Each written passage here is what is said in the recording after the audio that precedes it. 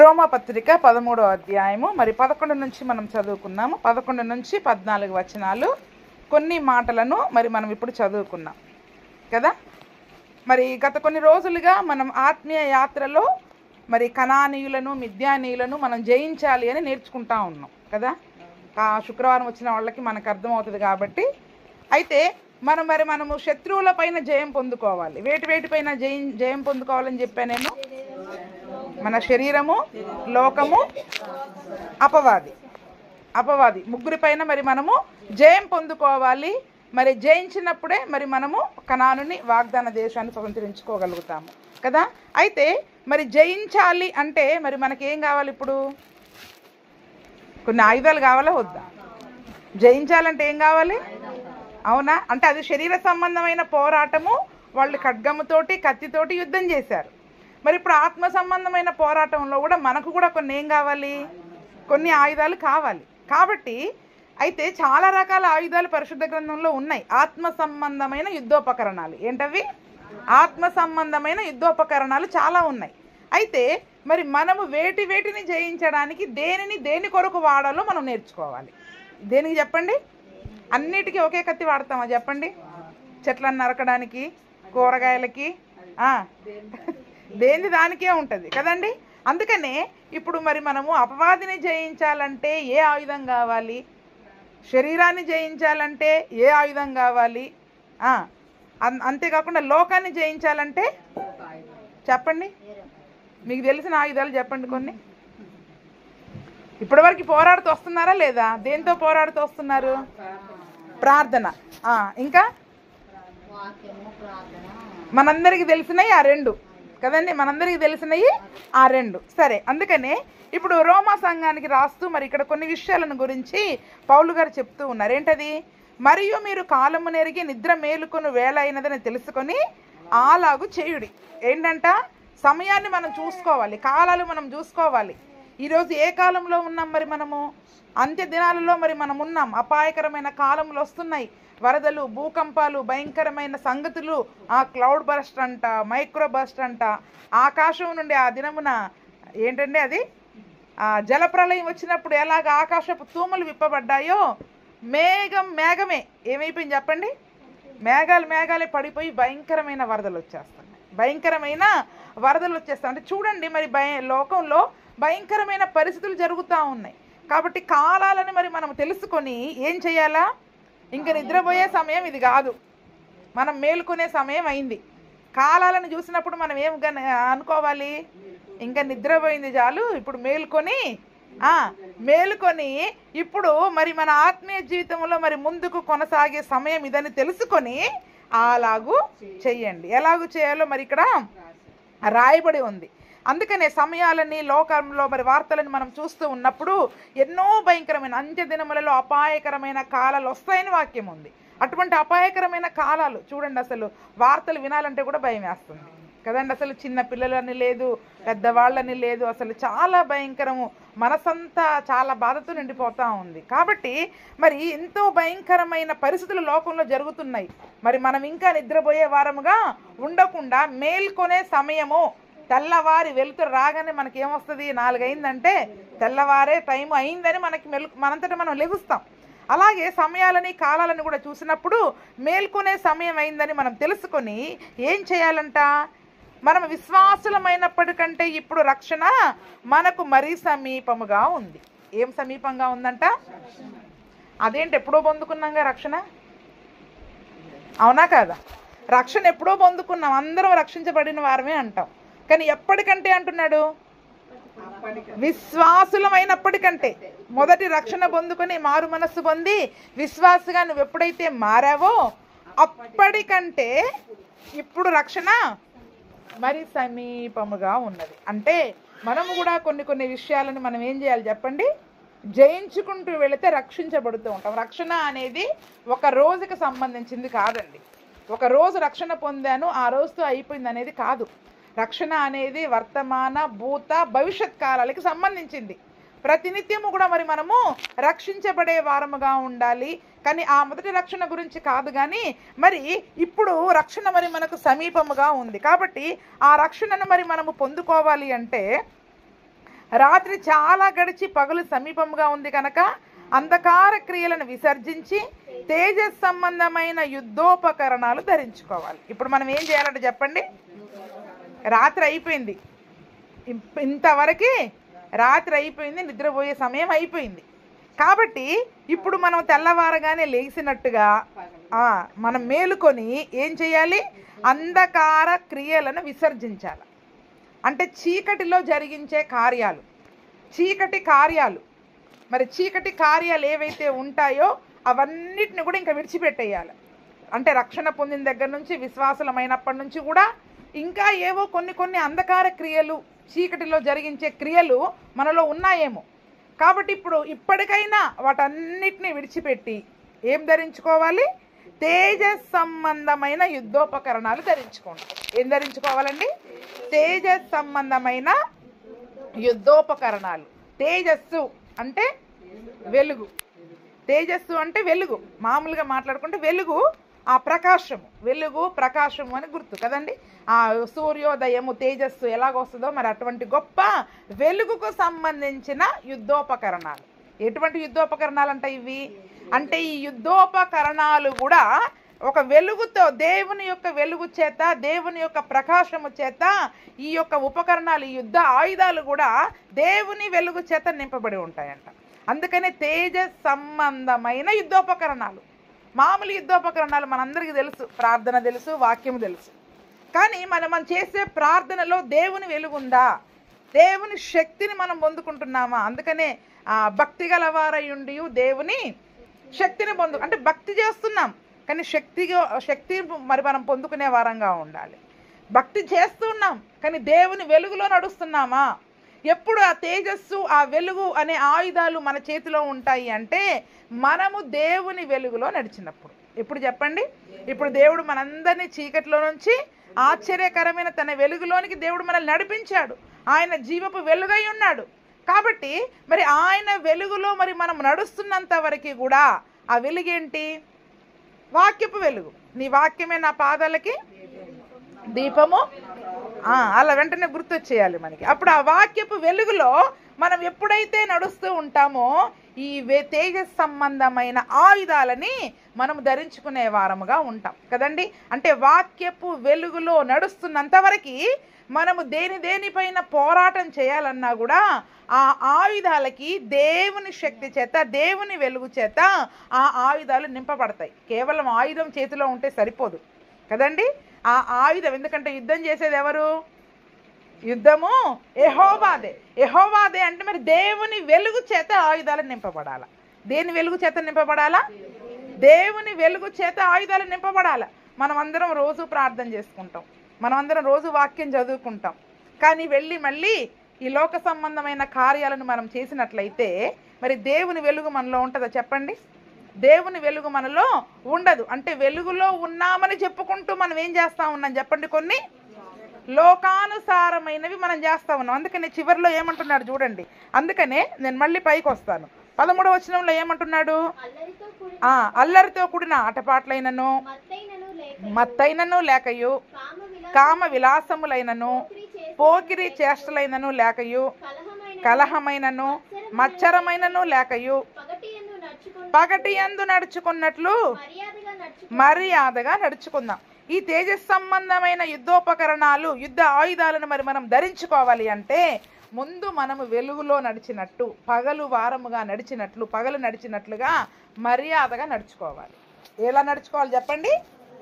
పగలు ఎలా నడుస్తామో, మా దేవుని యొక్క వెలుగులో, వాక్యపు వెలుగులో ఎలాగైతే మరి మనం నడుస్తామో అటువంటి ఒక మర్యాద క్రమముతో కూడిన మరి జీవితాన్ని మరి మనం జీవించినప్పుడు ఆ తేజస్ సంబంధమైన యుద్ధోపకరణాలు మన జీవితంలో మనకు ఉపయోగమవుతాయి. ఎప్పుడు అవి పనిచేయవు చూడండి. అల్లరితో కూడిన ఆటపాటలు, మత్తు కదండి. చాలా రకాల మత్తులు ఉన్నాయి. అల్లరితో కూడిన ఆటపాటలు ఇప్పుడు అందరికీ చాలా ఈ డీజే సౌండ్లు బాగా ఆసక్తి. ఏదన్నంటే ముందు అవే కావాలి కదండి. క్రిస్టియన్స్ కూడా పెళ్ళిళ్ళల్లో, ఫంక్షన్లలో ఏం పెడుతున్నారు చెప్పండి? డీజేలే పెడుతున్నారు. డీజే సౌండ్ రీమిక్స్లు పెడతా ఉంటారు, పెద్ద సౌండ్ అంటే సౌండ్స్ తోటి. అంటే అల్లరితో కూడిన ఆటపాటలు, ఈ లోక సంబంధమైన పాటలు పెట్టుకొని వాటిల్లో ఆనందించడము, అవన్నీ కూడా మరి అటువంటివి క్రైస్తవ జీవితంలో ఉండడానికి వీలు లేదు. క్రైస్తవులమని పేరు చెప్పుకొని కూడా మరి దేవుని నామానికి మహిమకరంగా జరిగించాల్సిన కుటుంబ కూడికలను దేంతో చేస్తున్నారు? అల్లరితో కూడిన ఆటపాటలతో చేస్తూ ఉన్నారు. మత్తు, రెండవది మత్తు. మత్తు అనగానే మనకి త్రాగుడు మత్తుకే పోతుంది కదండి. తిండి వలనైనా మత్తు, త్రాగుడు వలనైనా మత్తు, ఇంకా నిద్ర మత్తు, ఇంకో మత్తు ఉంది చెప్పా ఆల్రెడీ, ఇక్కడే చెప్పా, గుర్తుందా ఎంతమందికి? తిండి వలనైనా మత్తు, త్రాగుడు వలనైనా మత్తు, నిద్ర మత్తు కాకుండా ఐహిక విచారం అనే మత్తు. ఏంటి చెప్పండి? విచారము, చింత. ఐహిక విచారం అనే మత్తులో మనం మోగిపోయినట్లయితే నువ్వు మత్తులో ఉండి ప్రార్థన చేస్తావని ఉపయోగమా చెప్పండి? నిద్రపోతూ చింత విచారముతో నిండిపోయి నువ్వు ప్రార్థన చేస్తావని ఉపయోగమా విశ్వాసం లేకుండా? అందుకనే అటువంటి అల్లరితో కూడిన ఆటపాటలు కానీ మత్తు కానీ లేకుండా ఉండాలి. కామ విలాసములు, పోకిరి చేష్టలు. కామ విలాసములు అంటే మన జీవితంలో అటువంటివి లేవని మనం అనుకుంటాం, కానీ ఇప్పుడు సినిమాలు చూడడం ద్వారా, సీరియళ్ళు చూడడం ద్వారా, జబర్దస్తులు చూడడం ద్వారా అందులో ఉన్నాయన్నీ అవే. అంతే కదండి, ఉన్నాయన్నీ అవే. మనం చెయ్యం కానీ చూస్తాం. ఏం చేస్తాం చెప్పండి? వాళ్ళు చేసే ఆ పనికి రాని మాటలు అవన్నీ కూడా చూసి మనం పిచ్చోళ్ళలాగా నవ్వుతూ ఉంటాం. చాలామంది క్రైస్తవులు అవి చూసి నవ్వుతూ ఉంటారు. అందుకనే చూడండి, కామ విలాసములైనను పోకిరీ చేష్టలు, అవన్నీ కూడా పోకిరీ చేష్టలే. అందులో నిజమైన నీతి న్యాయము అనేది అసలు ఏది పనికొచ్చేదంటూ ఏమీ ఉండదు. పనికొచ్చేదంటూ ఏది కూడా ఉండదు. అందుకని ఈ సినిమాలు, సీరియళ్ళు, జబర్దస్తులు ఇవన్నీ ఇక్కడ వచ్చి గంట ఉపవాస ప్రార్థన చేసి 2 గంటలు చేసి ఇంటికి వెళ్ళి అవన్నీ చేసి చూసామనుకోండి, ఏమైనా ఉపయోగమా చెప్పండి?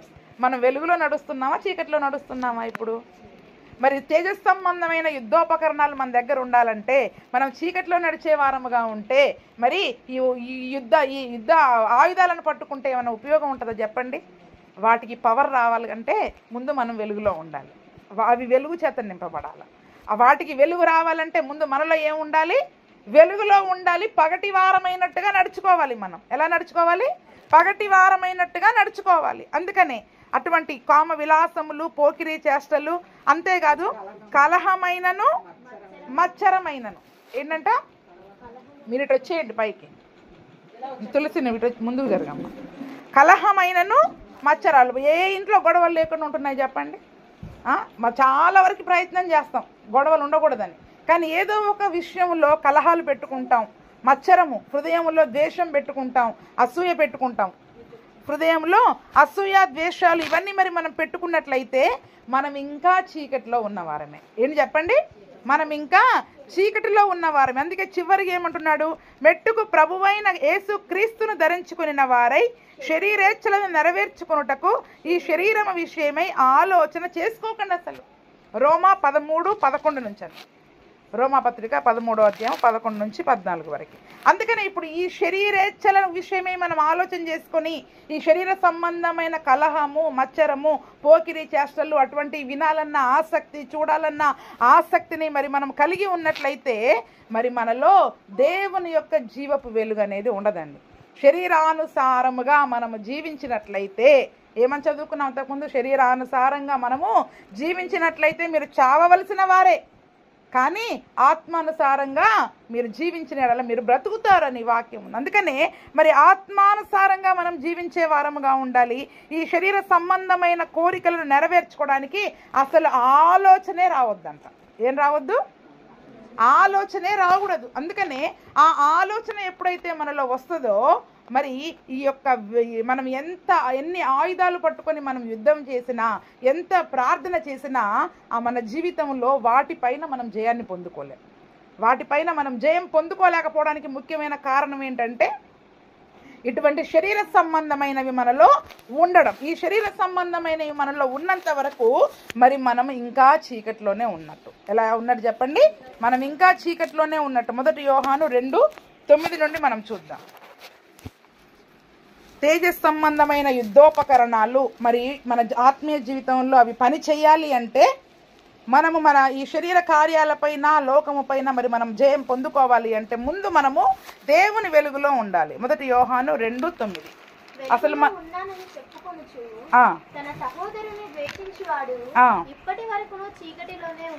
ఎవరంటే చెప్పండి, ఈరోజు మనందరం రక్షించబడి వెలుగులోకి వచ్చాం కదా, ఆశ్చర్యకరమైన ఆయన వెలుగులోనికి మరి మనం వచ్చాం కదా, వచ్చి కూడా మన సహోదరులని ఎవరినైనా ఒకరి విషయంలో మన హృదయంలో వారి పట్ల ద్వేషం ఉందనుకోండి, ఒకవేళ నేను వెలుగులో ఉన్నానని మనం చెప్పుకుంటున్నాం, రక్షణ పొందామని చెప్పుకుంటున్నాం, బాప్తిస్మం తీసుకున్నాం, ఇన్ని సంవత్సరాలైంది, మా ఆత్మీయ అనుభవంలో ఇంతగా ఉన్నామని మనం చెప్పుకుంటూ కూడా ఎవరి విషయంలో అయినా మన హృదయంలో ద్వేషం అనేది ఉంటే వాడు ఎక్కడున్నాడంటే ఇంకా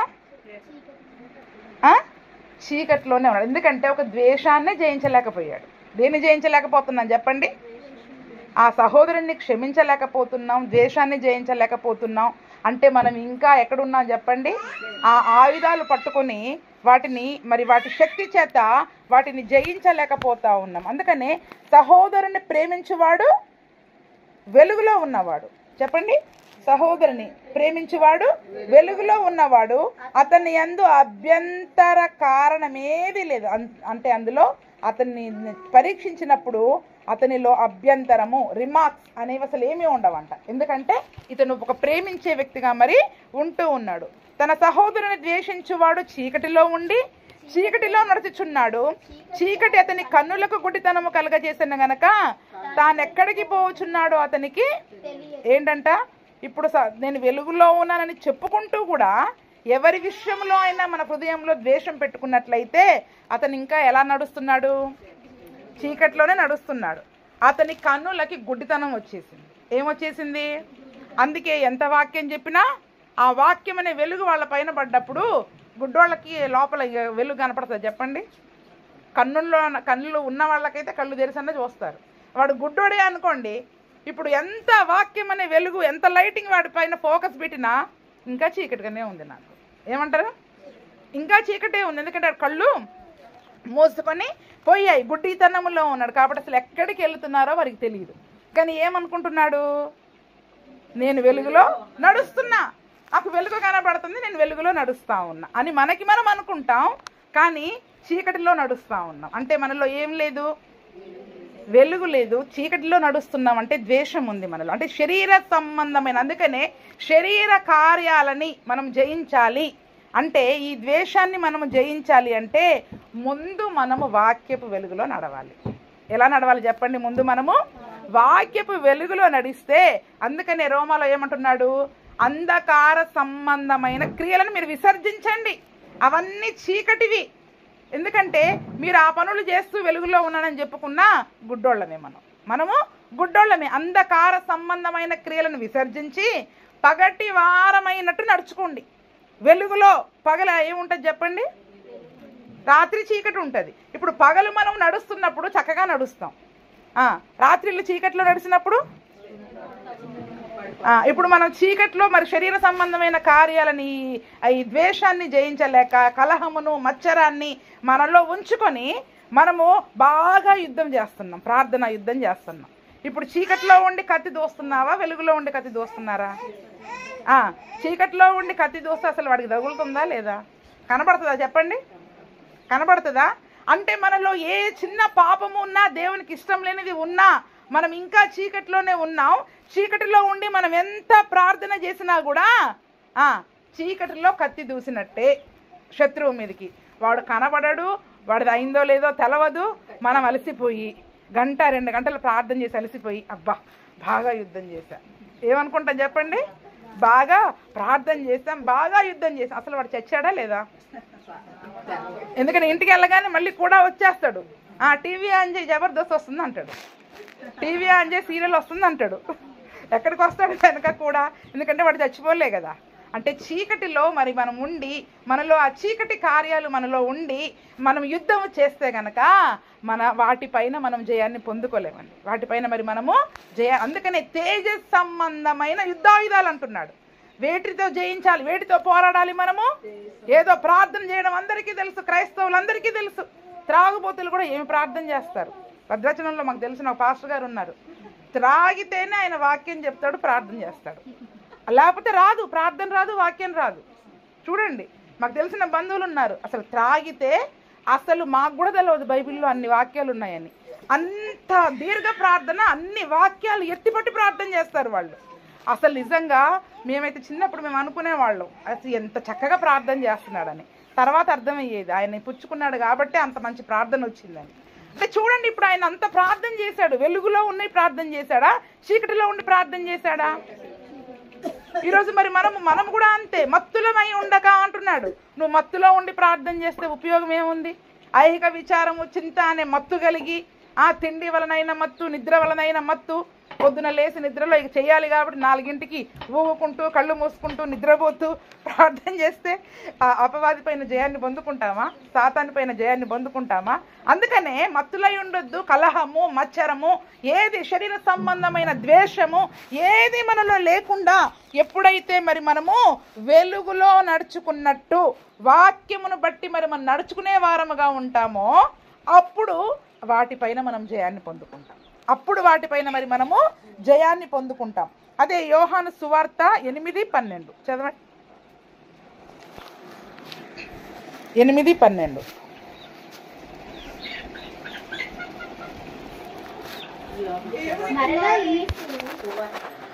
యోహాను సువార్త 8వ అధ్యాయము 12వ వచనం. నేను లోకమునకు వెలుగును, నన్ను వెంబడించువాడు చీకటిలో నడువక జీవపు వెలుగు కలిగి ఉండునని వానితో. ఈరోజు మనం యేసుని వెంబడిస్తున్నాం కదండి, అవునా? యేసు క్రీస్తుని శిష్యులముగా మరి ఆయనను అందరం వెంబడిస్తుంటే ఇప్పుడు మనలో ఏముండాలి చెప్పండి? జీవపు వెలుగు ఉండాలి. ఏమి వెలుగు ఉండాలి? ఒక తేజస్సు ఉండాలి. ఆ వెలుగు మనలో ఉండాలి.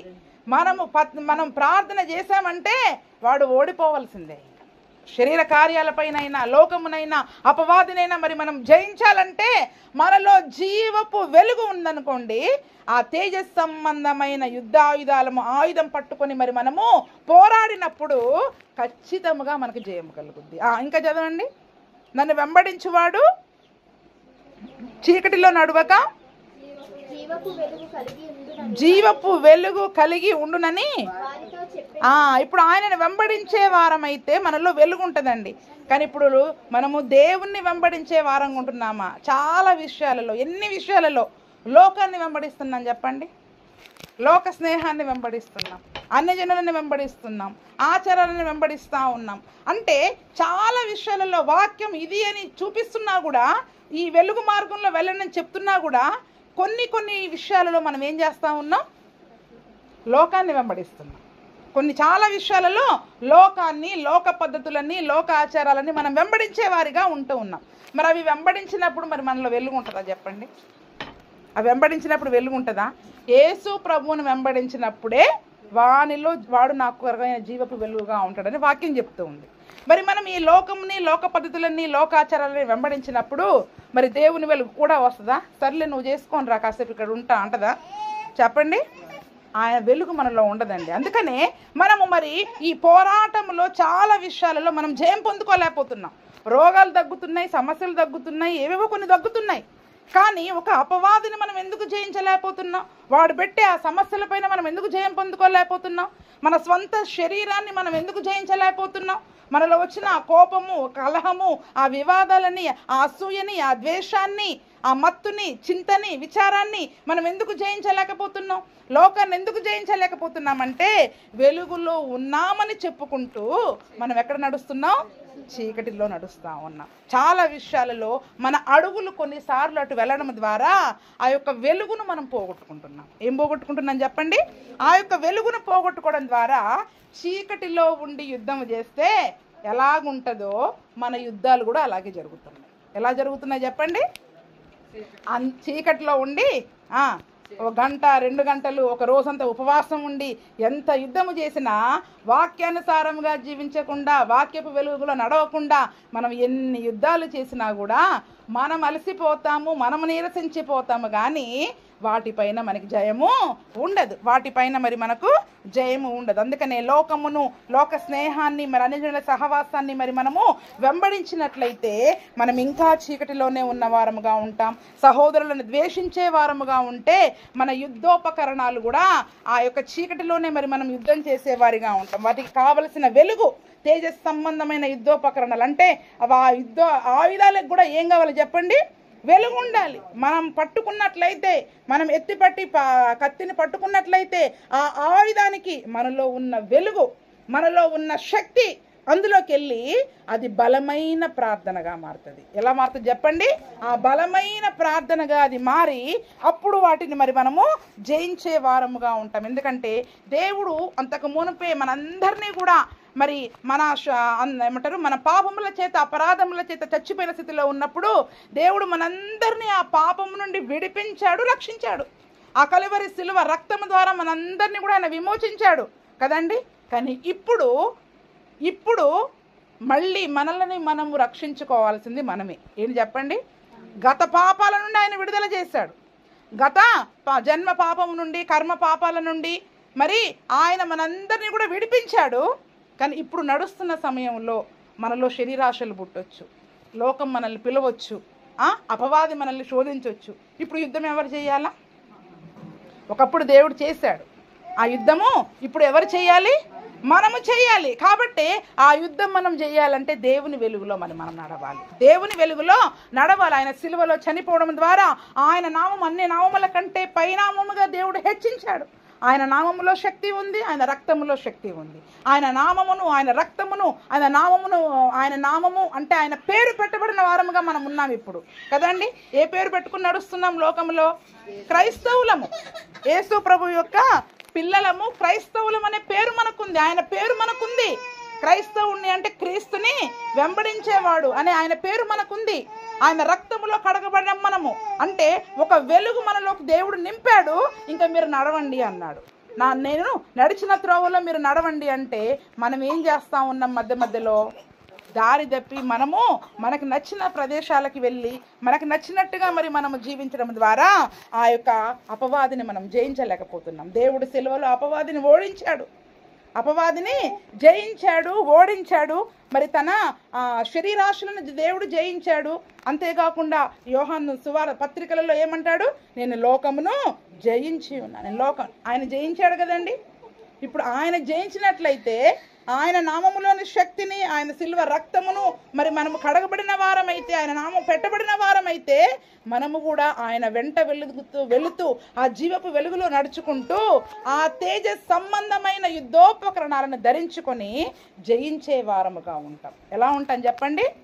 ఎందుకంటే మన ముందు ఎవరు వెళ్తున్నారు? జయవీరుడు వెళ్తా ఉన్నాడు. ఎవరు వెళ్తున్నారు చెప్పండి? మన ముందు జయించి ఆయన చూపించాడు మనకి. ఆయన ఏమైనా జయించలేక మనకు చెప్పాడా? నా వల్ల కాలేదు మీరు చేయండి అన్నాడా? నేను జయించా, మీరు జయించండి.